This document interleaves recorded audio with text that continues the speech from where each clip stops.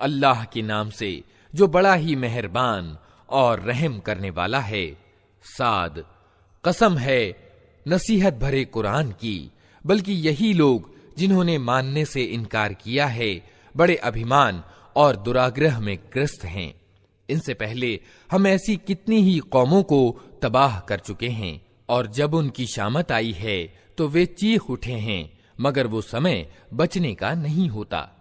इन लोगों को इस बात पर बड़ा ताज्जुब हुआ कि एक डराने वाला खुद इन्हीं में से आ गया। इनकार करने वाले कहने लगे कि ये जादूगर है, बड़ा झूठा है। क्या इसने सारे खुदाओं की जगह बस एक ही खुदा बना डाला? ये तो बड़ी ही अजीब बात है। और कौमों के सरदार ये कहते हुए निकल गए कि चलो और डटे रहो अपने उपास्यों यानी इलाहों की पूजा पर। ये बात तो किसी और ही उद्देश्य से कही जा रही है। ये बात हमने करीब समय के पंथ में से किसी से नहीं सुनी। ये कुछ नहीं है मगर एक मन घड़ंत बात। क्या हमारे बीच बस यही एक व्यक्ति रह गया था जिस पर अल्लाह का जिक्र यानी अनुस्मारक अवतरित कर दिया गया? वास्तविकता ये है कि ये मेरे जिक्र यानी अनुस्मारक पर शक कर रहे हैं, और ये सारी बातें इसलिए कर रहे हैं कि इन्होंने मेरे अजाब का मजा चखा नहीं है। क्या तेरे दाता और प्रभुत्वशाली पालनहार की दयालुता के खजाने इनके कब्जे में हैं? क्या ये आसमान और जमीन और उनके बीच की चीजों के मालिक हैं? अच्छा, तो ये कारण कार्य पर आधारित लोक की ऊंचाइयों पर चढ़कर देखें। ये तो जत्थों में से एक छोटा सा जत्था है जो इसी जगह मात खाने वाला है। इनसे पहले नूह की कौम और आद और मेखों वाला फिरौन और समूद और लूत की कौम और अईका वाले झुठला चुके हैं। जत्थे वे थे, उनमें से हर एक ने रसूलों को झुठलाया और मेरी यातना का फैसला उन पर चस्पा होकर रहा। ये लोग भी बस एक धमाके के इंतजार में हैं जिसके बाद कोई दूसरा धमाका न होगा, और ये कहते हैं कि ऐ हमारे रब, हिसाब के दिन से पहले ही हमारा हिस्सा हमें जल्दी से दे दे। ऐ नबी, सब्र करो उन बातों पर जो ये लोग बनाते हैं, और इनके सामने हमारे बंदे दाऊद का किस्सा बयान करो जो बड़ी शक्तियों का मालिक था, हर मामले में अल्लाह की तरफ रुजू करने वाला था। हमने पहाड़ों को उसके साथ वशीभूत कर रखा था कि सुबह और शाम वे उसके साथ तस्बीह यानी महिमा गान करते थे। पक्षी सिमट आते थे, सब के सब उसकी तस्बीह यानी महिमा गान की ओर ध्यान मग्न हो जाते थे।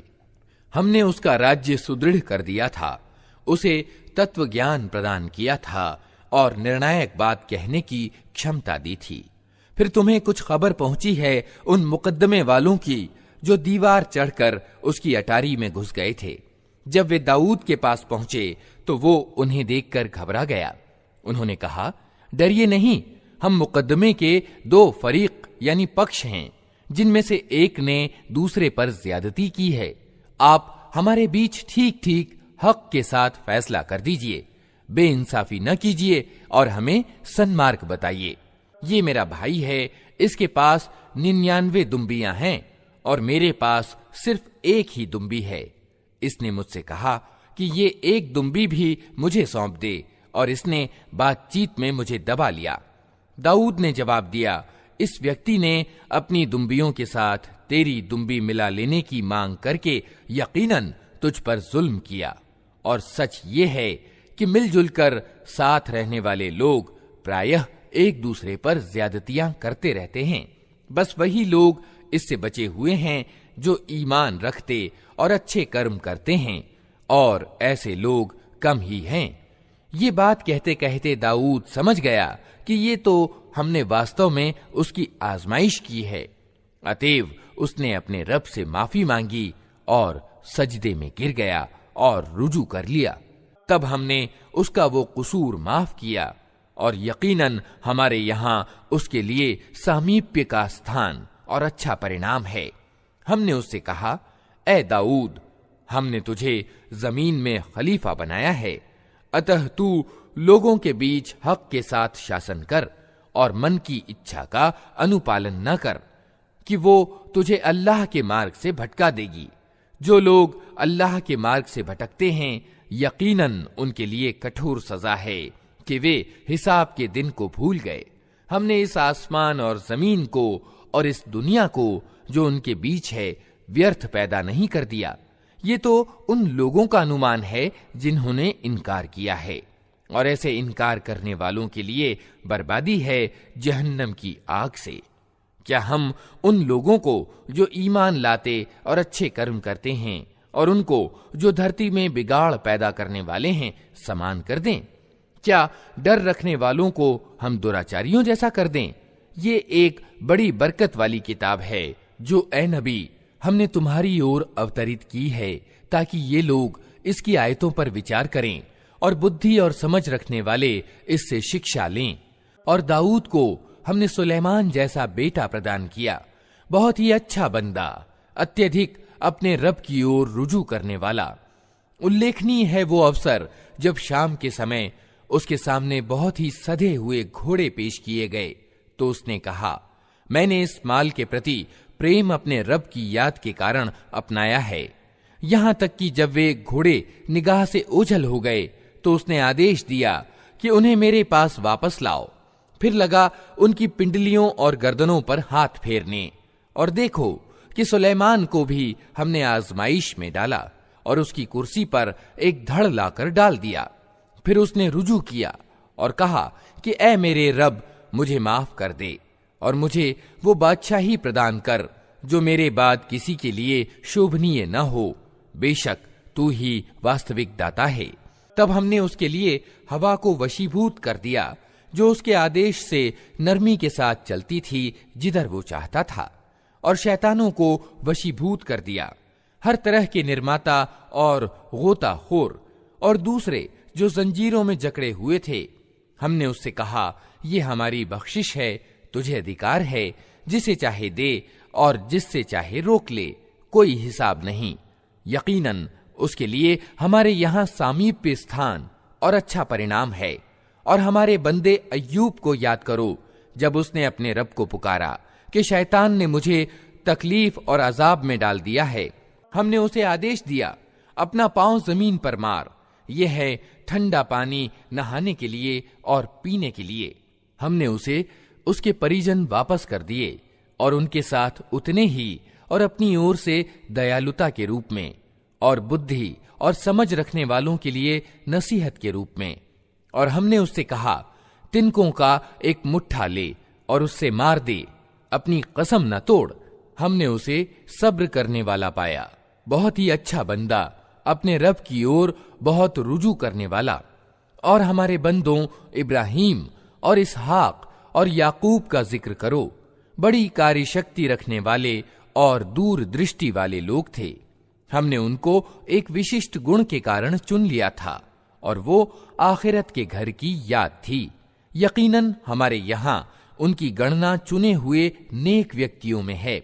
और इस्माइल और अल यस और जुल्किफ्ल का जिक्र करो, ये सब नेक लोगों में से थे। ये एक जिक्र था। अब सुनो कि डर रखने वालों के लिए यकीनन अच्छे से अच्छा ठिकाना है, हमेशा रहने वाली जन्नतें, जिनके द्वार उनके लिए खुले होंगे।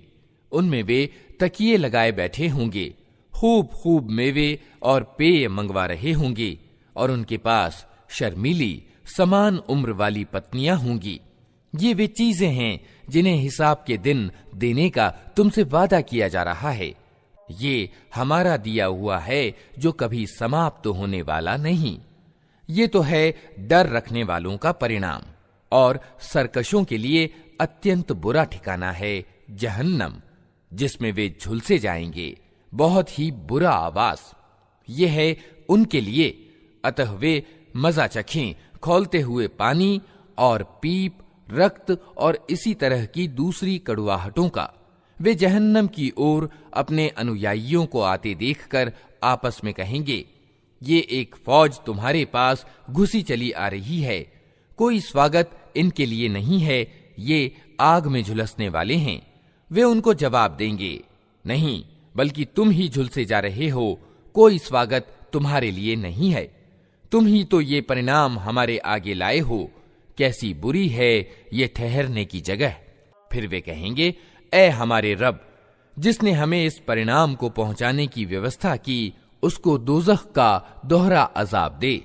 और वे आपस में कहेंगे, क्या बात है, हम उन लोगों को कहीं नहीं देखते जिन्हें हम दुनिया में बुरा समझते थे।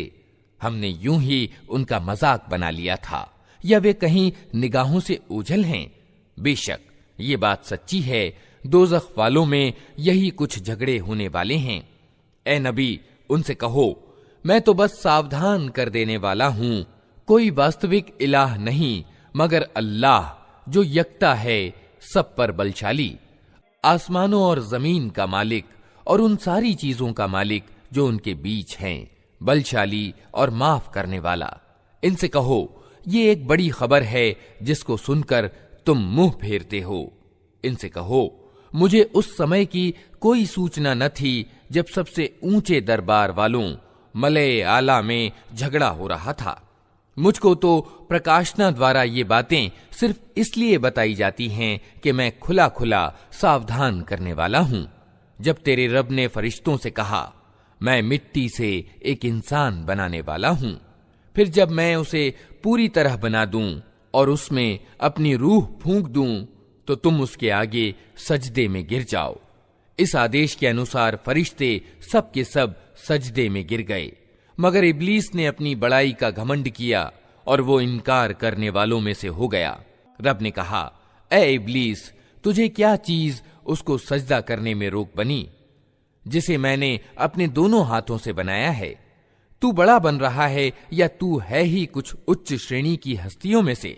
उसने जवाब दिया, मैं इससे अच्छा हूं। आपने मुझको आग से पैदा किया है और इसको मिट्टी से। कहा, अच्छा, तू यहां से निकल जा, तू तिरस्कृत है और तेरे ऊपर बदला दिए जाने के दिन तक मेरी लानत है। वो बोला, ए मेरे रब, ये बात है तो फिर उस समय तक के लिए मुझे मोहलत दे दे जब ये लोग दोबारा उठाए जाएंगे। कहा, अच्छा, तुझे उस दिन तक की मोहलत है जिसका समय मुझे मालूम है। उसने कहा, तेरे प्रताप की कसम, मैं इन सब लोगों को बहका कर रहूंगा सिवाय तेरे उन बंदों के जिन्हें तूने खालिस कर लिया है। कहा, तो सत्य यह है और मैं सत्य ही कहा करता हूं कि मैं जहन्नम को तुझसे और उन सब लोगों से भर दूंगा जो इन इंसानों में से तेरा अनुसरण करेंगे। ऐ नबी, इनसे कह दो कि मैं इस संदेश पहुंचाने यानी तबलीग पर तुमसे कोई बदला नहीं मांगता और ना मैं बनावटी लोगों में से हूं। ये तो एक नसीहत है सारे जहान वालों के लिए, और थोड़ा समय ही गुजरेगा कि तुम्हें इसका हाल खुद मालूम हो जाएगा।